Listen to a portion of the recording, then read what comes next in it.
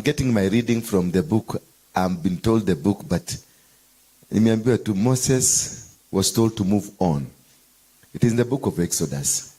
When they cried, the enemies were behind them, and I know my teaching text proof. Moses was told by God, move on, stop crying. God asked him, why are you crying? Because the chariots, the Egyptians were following them, they wanted to kill them. And they asked Moses, why did you bring us here to die? Tell your neighbor, move on. 2023 is a year of moving on. Mumepata? Exodus 14, thank you. That's why I normally tell you, I don't know until I'm here. Wanga sijui what I'm coming to teach. Hiyo ndio pastor wenu. Bwana Yesu asifiwe sana. Nikifika hapa napatiwa naambiwa, Moses, the message today, move on. Mwambie watu wangu, move on. There is no enemy. The perceived enemy will not touch you. And the leader was crying. Moses was crying. Because wameona watu wanakuja. Everybody was scared. Because the Egyptian kept pursuing them. From the mountains, everything was collapsing. And they were about to die. The Israelites asked Moses, why did you bring us here to die? Bwana Yesu asifiwe sana. Were there no graves in Egypt? Ask your neighbor. Were there no graves in Egypt? That you made us to come and die here. Can somebody give me that Bible? Yes. I want to read. Good. 14 verse 10. Kwa hivyo ulisoma. Nakuangaliaga hivi naona ni kama hukusoma. When the Israelites saw the king and his army marching against them, they were terrified and they cried out to the Lord for help. They said to Moses, weren't there any graves in Egypt that you have to bring us out here in the desert to die? Bwana Yesu asifiwe sana. These people were terrified. They were frustrated. Walikuwa wamefika to the end of the journey. Because everything was not working. Everything was not making sense.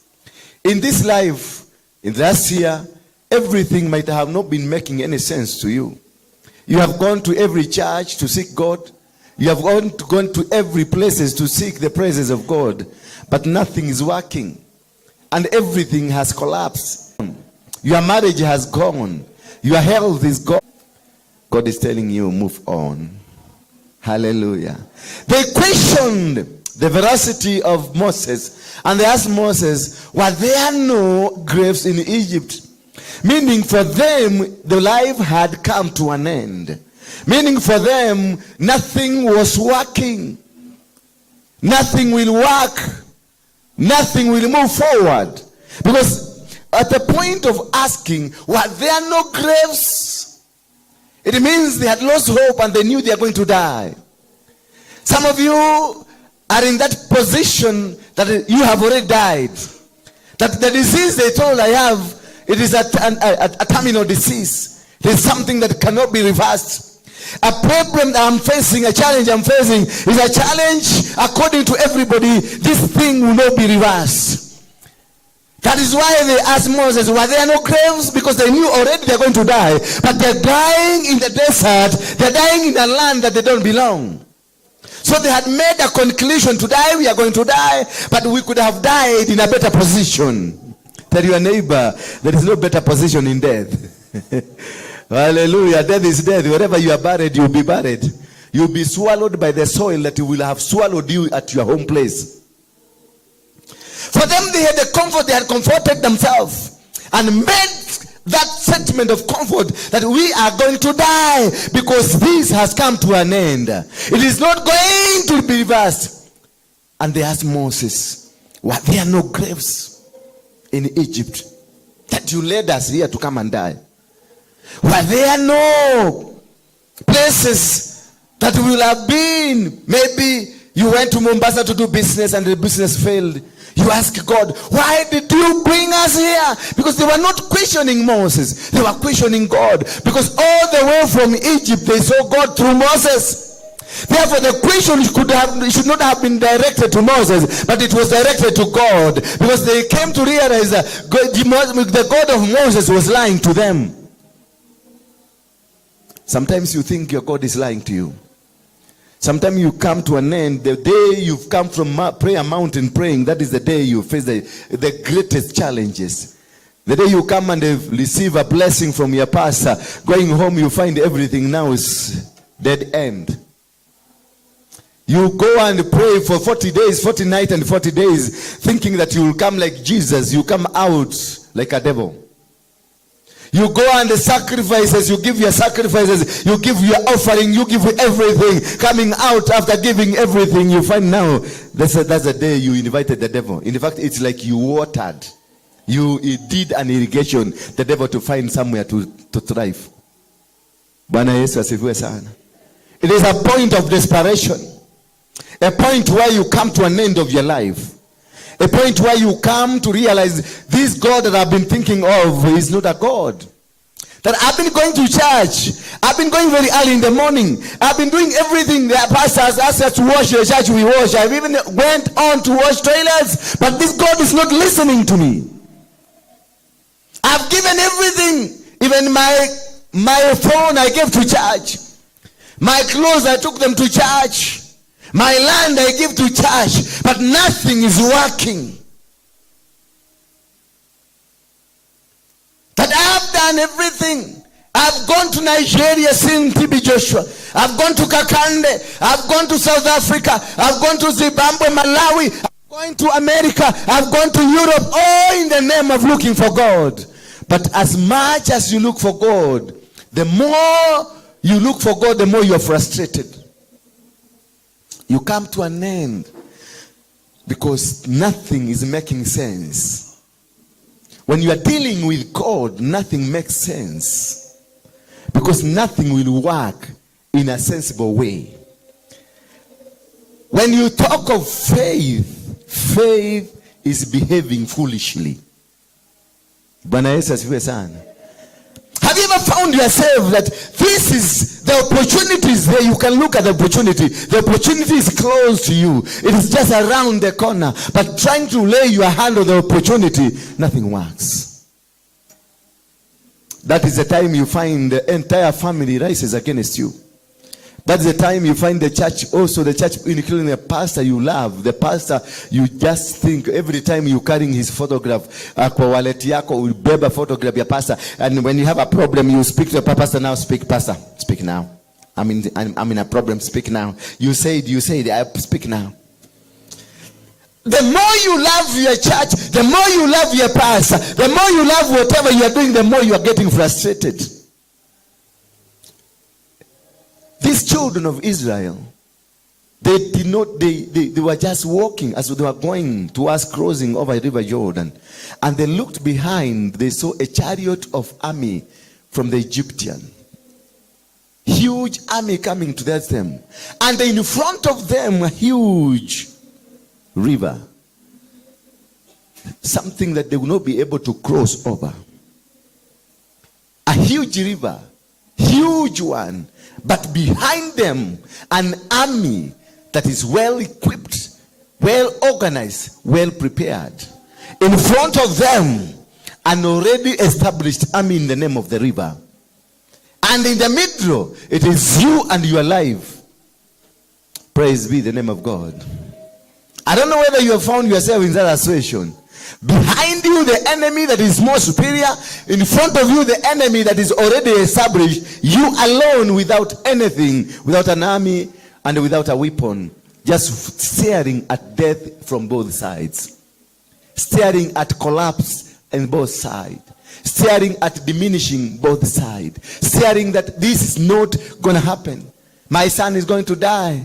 You are in the bed in the hospital. You can do nothing. You are not a medician. You are nothing. You're just watching at your son. As your son is just crying to you, Father, help me. Father, help me. Father, Daddy, help me.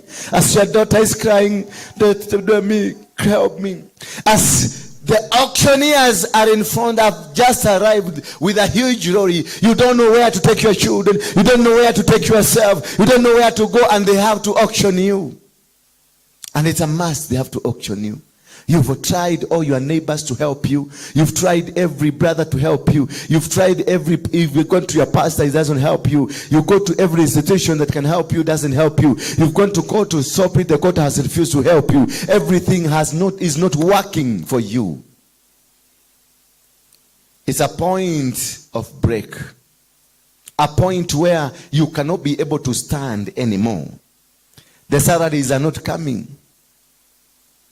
Neighbors are not forthcoming. Nobody is coming to your aid.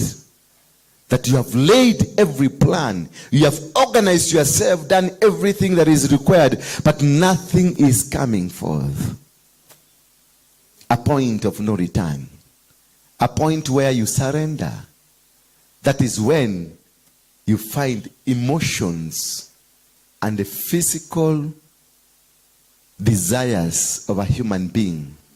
When they come to an end, it is the beginning of God. When the children of Israel, with Moses in front of them, their leader, they went to Moses and told Moses, were there no graves? Were there no places that we can be taken to, that you brought us into the desert, that we may die in the desert? How much do you hate us? That is a statement of hate. They were insinuating to Moses that you hated us so much, that you lied to us, that we are going only to bring us to this land where we're going to die. Why did you hate us this much? That you brought us from the land where we could have died peacefully, where we could have died with nice graves to be buried. But you brought us, we are going to die in the desert, all of us, and nobody gonna bury us. Because they were going to die. The enemies were coming, and the enemies would kill them, will destroy them, and nobody to bury them. So the question was, even if you hate us this much, you could have allowed us to be buried in a better way. They questioned the God of Moses. They questioned the God that took them from Egypt, that spoke to them every day, that did miracles, because before they started the journey from Egypt, miracles were done. They believed in the miracles of Moses. But now when the trouble has come, they have stopped believing in the God of Moses. This is a point where Christianity has been tested and has failed. This is where families have been tested and have failed. This is where business have been tested and have failed. This is where communities have been tested and they have failed. Because at a point of beginning, they started with God. They praised this God. They understood this God. They said, indeed, this is a work of God. This is the hand of God. But when the heat reached the point of melting the iron, it was now, God, where are you? Why will you have allowed this man who is a liar? Imagine, to them now Moses became a huge liar. Moses became a huge tormentor. Moses became a man who had every plan to deceive them. But remember, it is the same Moses who spoke to Pharaoh and told Pharaoh in front of everybody, achilia watoto wa Mungu. It is the same Moses who dropped a staff, and this staff became a snake and swallowed every snake that was in front of them. It's the same Moses. It is the same Moses who commanded catastrophes, who stopped everything. The same Moses who said this happened and it happened. The same Moses who said this should go this way and it went that way. The same Moses now has become a devil. The same Moses who never changed his character, who never changed his situation, who never changed his name, who never changed his blood, who continued to be the same Moses by blood and by flesh. Now he has turned out to be the enemy, because the enemy is behind and the enemy is in front. That is a situation where now God is looking at what is your faith? How do you believe? Did you believe me because of miracles, or you believed me because I'm your God? Bwana Yesu asifiwe sana. There are people who are coming to church, or coming to see a pastor, or going to see a bishop somewhere, not because you want to establish your God in your life, but because you want to establish a miracle in your life. Nothing beyond that. And that is now where the metal is tested, because God is not looking for miracle seekers. He is looking for word seekers, people who are interested in his plans, people who are interested in his teaching, people who are interested in his ways, people who are interested to walk the way he will have wanted you to be. Because God says, I've got good plans. Plans not to destroy you, but plans to do what? To establish you. Plans to make you succeed. Plan to make you stand up. Plan to make you win. God did not bring you into this world that you fail. God did not raise you into the position you are in so that you may fail. God hates failure. God hates when you are crying. God will not love to see you die the way you want to die. God sent his own son, Jesus Christ, to die on the cross, so that whosoever that believes in him will receive the salvation. He gave his own son, the son he loved the most, that whosoever believes in my son, then things will work out. But still, despite all these things, we have failed to understand the love of God towards mankind, because God has never failed and will never fail you. Praise be the name of God. God has never failed, and he will never fail you, irrespective, despite the challenges in your life, despite the difficulties of your life, despite every move the devil that has raised against you. I want to tell you today that this is the year God is telling you to move on. Everything you tried 2022 failed. Every move that you tried to do failed. Every communication that you tried to do failed. You wanted to travel abroad, it failed. You wanted to start a business, it failed. You wanted to start a ministry, it failed. Everything that you initiated did not work, did not make sense to you. But I want to tell you, this is the year that the sense is going to become sense. Hallelujah. This is the year that whatever you tried last year that made no sense to you, you tried everything but did not work. You tried to move forward, not move. You tried to stand, you not stand. You tried to make it move, it not work. But this is the year, whatever you tried last year is going to work. Whatever that you touched did not work, it is going to work. It is only they waited for your faith. Because this is the year of faith working. Faith doing its works. And you cannot succeed in this year. You will not succeed this year without faith. Many things will appear to you in an insensible manner. That whatever you'll be telling people this is going to happen, it will not make sense to anybody. You go and tell your mother, your wife, that God has instructed me that we travel to Kisii. Where Kisii? Oh, God will show us. To do what? God will show us. To go where? God will tell us. Abraham went to the wife. I want you to imagine the situation of Abraham. He went to his wife, to his wife, and told the wife, God has instructed me that we go. What is the possible question the wife asked? What is the possible question? Where? Then Abraham tells the wife, God will tell us. So when you have a Kikuyu wife from Nyeri or from Kiabu, Muranga wives are better because they respect their husbands and they will say Todie because they believe. Lakini a Muranga, a Kiabu, a Danyeri wife, they will ask, Hidewa Karaja, atoga toradieko. Eng'ombe nacio tũratigĩra tunaenda nazo wapi? that Mungu will provide.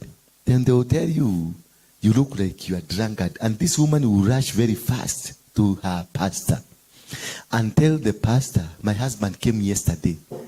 And the way he is talking, it is like there is something wrong in his brains. There is something that is not working. Because he is telling us, God has told him, let's go. Where? The pastor will ask, where did he tell? No. He said that God knows he's going to provide the solution. He's going to tell him where we are going. And the Kiabu, because they have established to amejega kapurot, najua Kiabu hakuna shamba kubwa, ni tushamba tudogo, kwota aneka na kwota iko na busi, iko na ng'ombe, iko na kuku, na iko na binadamu. You live in the 3-story building, 4-story building, ya ng'ombe chini, ya kuku, ya gini, afu ya binadamu uko juu. Bwana Yesu asifiwe sana. Na hakuna smeri inapada huko, nyumba inakuwa smeri mzuri. They know how to plan. And then you tell that woman, we are going to a nowhere. That is a situation that Abraham found himself in. A situation that was so difficult to explain, that God has told me we are going. That is where you require a foolish faith. That is where now your brain stops working and you allow God's brain to work.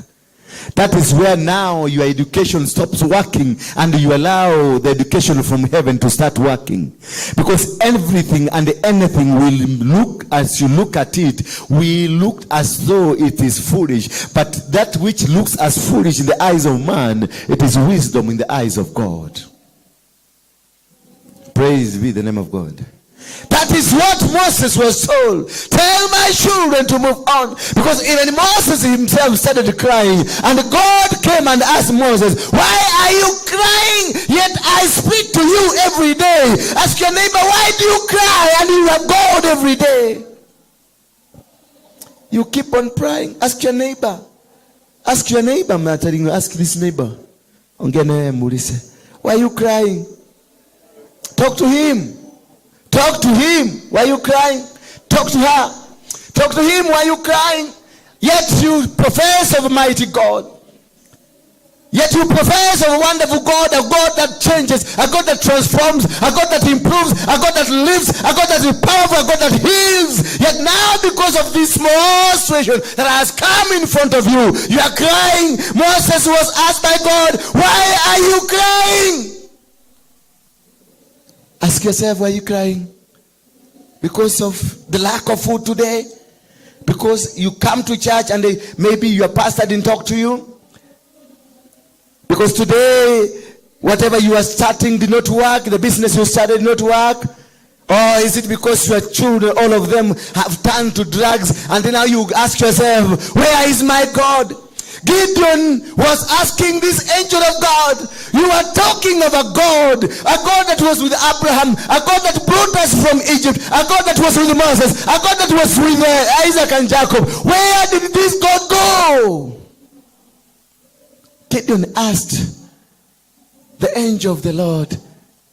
He could not even comprehend that this is the angel he's speaking to. And by speaking to the angel, that only tells you we are with God. Because where would have he come from? Where would have this angel come from? The angel came from heaven. The angel came from God. And he was questioning this angel. Where is this God? Where? The God we were told, the God who did miracles, the God who commanded, the God who did wonderful things. Where is this God? Because the situation was terrible. The situation was not making sense.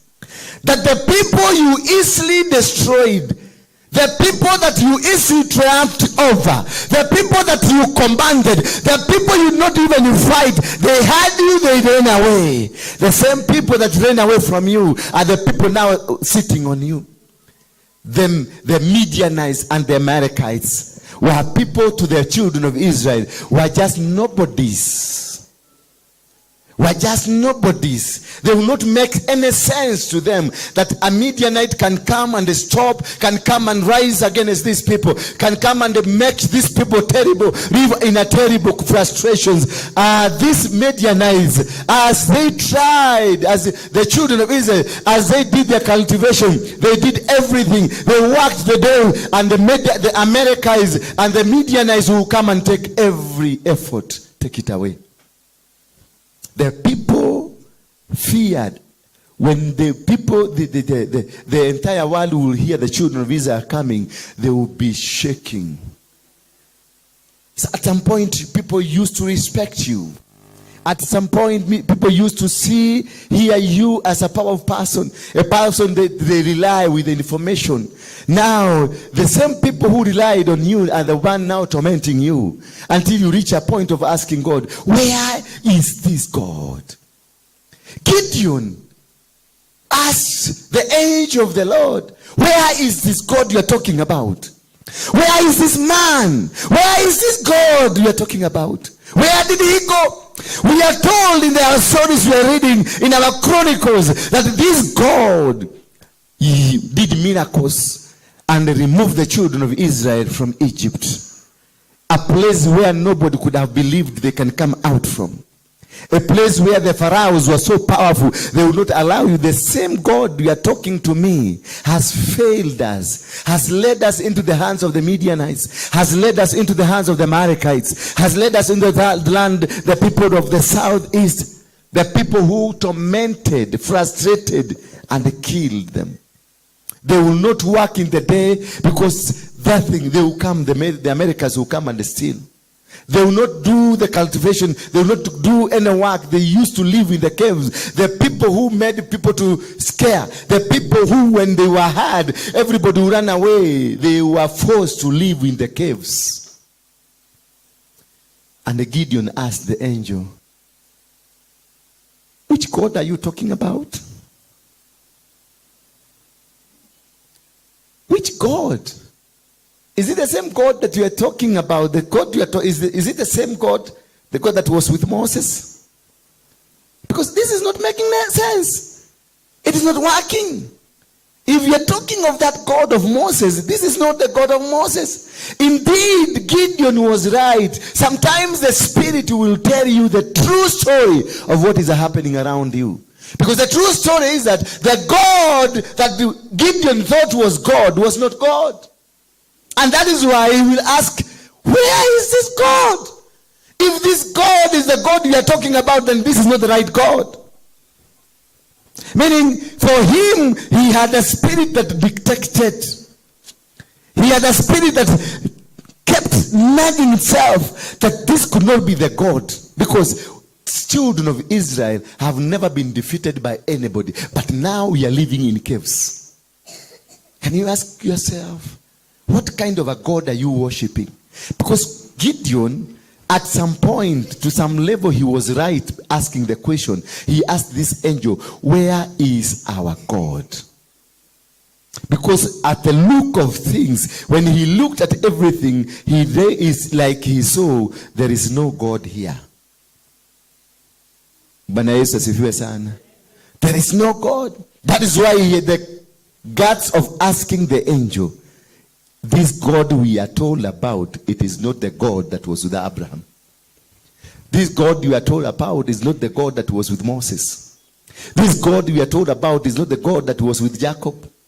This is not God that was with our forefathers. Because the God that was with our forefathers conquered every mountain. It is the God, that God is the God that brought us here. And where did he go? But little did he know, because had he known to read verse number 1 of chapter number 6 of Judges, he could not have asked the question. Because the Bible says, and the children of God, the children of Israel, did that which was evil in the sight of God. And God himself handed them into the hands of the Midianites. So the Midianites were not there by mistake. They were there because they were in job. God instructed them. When you find that somebody is preaching and you are sleeping, the Midianites have invaded you. Because they are telling you, sleep, sleep. Praise be the name of God. Had they known that the Midianites, Gideon had he known that the Midianites were not enemies of God, but they were there as a secret army of the Lord. So Gideon was asking the angel, where did God go? How I wish he could have read Judges 6 verse number 1. He would have known where is God. He would have known the Midians, God is still working with them. He would have known that still God is doing his job, but now with a different community. Is your God working in a different community? Is your God working in a different situation? Is that situation that you are facing now, could God be in that situation? Could God be in that disease? Praise be the name of God. Would God be in that lack of job? You umezunguka kutafuta kazi, nothing is working. Kuna uwezekano huyo Mungu ni Mungu ako katika ukosefu hiyo kazi. Could he be inside there? Bwana Yesu asifiwe sana. It was a painful deal that the people who believed in themselves, people who believed in the power of God, people who believed that this God cannot be defeated, the same God they believed cannot be defeated, secretly went and spoke to the Midianites and told them, there are people I want to give you a job. Kuna watu nataka wende ukapatie discipline kidogo. That is how God works. That he gave you a job, a huge responsibility, and you misbehaved, and he will go the other side, ukosefu wa kazi, and get himself into the ukosefu wa kazi, and he will send ukosefu wa kazi to go and discipline them. Don't give them anything. Jeremiah 22 verse 29, he says, O earth, write this man down. Hear the word of God. Hear the word from heaven. That this man, Coniah, will never succeed in his life. It was from heaven. It was not from the devil. O earth, the earth was told by Jeremiah, the son of the servant of God. O earth, write this man down. A man who will never succeed. Jeremiah 22 verse 29. It is God who said Coniah will never succeed. Coniah will never have anything. He will never get children. He will never move forward. And it happened so. So God moved into the soil and sat there, waited for Coniah to come. And when Coniah came to seek anything from the soil moved backward and told Coniah, I'm told I can't give you anything. I can't give you. Why? Because I've been told I can't give you. Will you be facing a problem, not because the devil is working on you, but God is dealing with you? Could it be that disease you're facing? Could it be from God? Could that failure to do any job, any business, could be the failures in whatever you are doing, could it have been a God's manifestation in your life? Because we always look at the devil. We always see the hand of the devil in everything that we do. We always see the hand of the Satan in whatever we are doing. But do we ever take time to see whether there is a hand of God? Gideon were working the night. And they had nothing to do. And everything was working against them. It is despite that they were children from God. Everything was not working for them. And yet they were children from heaven. They were children that were given the mandate. The Israel are the children that were given mandate. But when they were in this land, nothing worked for them. But they never bothered to read verse 1 of chapter number 6. And the children of Israel did evil in the eyes of God. They dwelled in the challenges they are facing. They dwelt in the diseases. They dwelt in the lack of businesses. They dwelt in their challenges that they are facing. They never tried to see, are we right with our God? Could it be that God is dealing with us? Gideon kept asking, where is our God? Where did he go? At some point I can see and I can feel from your heart, you are in that situation asking, where did my God go? What happened with this God I was told used to move mountains? Where did the God of the fathers of this nation, the spiritual fathers, where is the God of Akina Gitonga? Where is the God of Akina, who is this man who started the revival in Kenya? Jokayo. Where is the God of Akina Jokayo? Now we are trying to figure out, to come out of the quagmire. Nothing is happening. Where did God is? Where is the God of Bongo Bonke who came to Nairobi and the people will walk? Where is the God of Ben Hinn who came to Nairobi and the things will work? Where is the God of Tim Joshua that things were working in Nigeria, things were working in Kenya? Where is this God? Had Gideon read verse number 1, he would not have asked the question, and the children of Israel did evil in the sight of God. That is when God departed. The day you did that evil in the sight of God, that is when the God that we have helped you departed from you. Because God hates evil. Jesus was abandoned by God in the 11th hour. The only mistake Jesus did, he went to the whole world and corrected every sin and took it over him.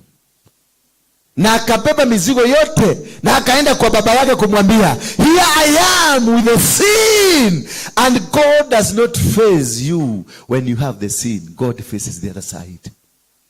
Jesus was carrying a baggage of every sin of Nyambura, every sin of Akech, every sin of Onyango, every sin of everybody in the world. And when he went to God, he was thinking. God ran away from him. And that is now when Jesus asked God, my God, why did you forsake me? Had Jesus known what he is carrying, he could have dropped it. But indeed, Jesus was Son of God. He dropped it by allowing his blood to shed. When he allowed his blood to shed, he atoned for the sins of what he was carrying. The baggage he was carrying, he atoned for that sin. Immediately he atoned for the sin. God turned to Jesus and told Jesus, I am with you. Praise be the name of God. When you are sinking with the sin, God looks the other way. But when you atone for the sins and you repent and you come back, God embraces you immediately. And the beginning of your journey restarts again.